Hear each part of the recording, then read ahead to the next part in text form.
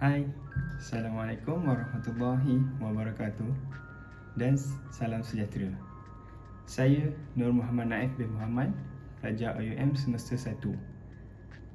Hari ini saya ingin membentangkan tentang teori perkembangan kognitif. Okey, sebelum tu kita nak kena tahu apakah yang dimaksudkan kognitif.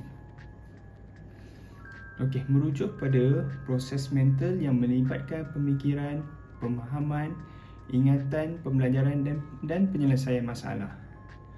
Dalam psikologi, istilah kognitif sering digunakan untuk menjelaskan bagaimana otak memproses dan membuat keputusan. Proses ini merangkumi aspek persepsi, perhatian dan ingatan.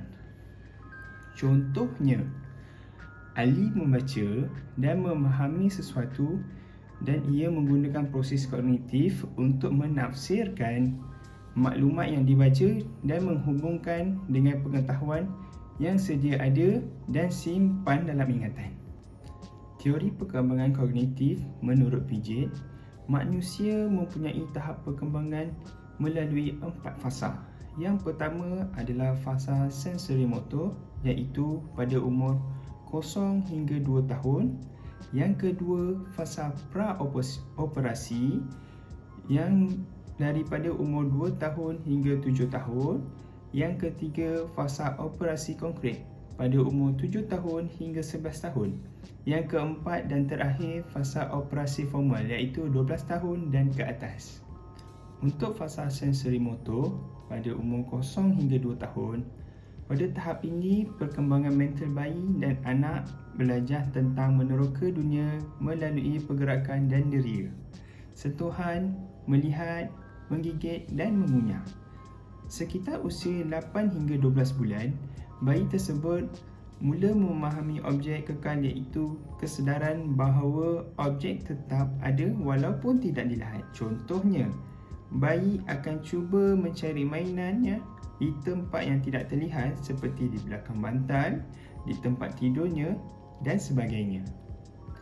Untuk fasa yang kedua adalah fasa pra-operasi pada umur 2 hingga 7 tahun. Pada peringkat ini, kanak-kanak menggunakan keupayaan mental mereka untuk mewakili peristiwa dan objek dalam pelbagai cara. Contohnya, mereka akan menggunakan simbol, gerak badan, komunikasi untuk memberitahu isyarat kepada orang. Mereka membuat sedemikian kerana mereka belum memahami konsep logik sepenuhnya. Untuk fasa yang ketiga, fasa operasi konkret bermula pada umur 7 tahun hingga 11 tahun. Pada peringkat ini, pemikiran kanak-kanak menjadi lebih stabil. Mereka berfikir secara operasi dan menggunakan penaklukan logik. Contohnya, mereka boleh membuat peta mudah seperti memahami arah kiri dan kanan, dan ia memahami jika jumlah air yang sama dituangkan di dalam pelbagai jenis bekas yang berlainan bentuk, tetapi jumlah air itu adalah sama dan tidak berubah. Fasa yang terakhir pada pembentangan ini adalah fasa operasi formal, iaitu pada umur 12 tahun dan ke atas. Fasa ini adalah dinamakan fasa mental kanak-kanak menjadi lebih sistematik dan mampu bertindak dengan secara wajar.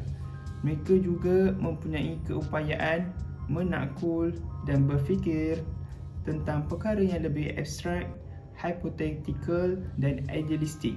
Contohnya, mereka boleh berbincang tentang keadilan sosial, mereka boleh menyelesaikan masalah matematik kompleks yang menggunakan kaedah hipotesis dan dedukasi.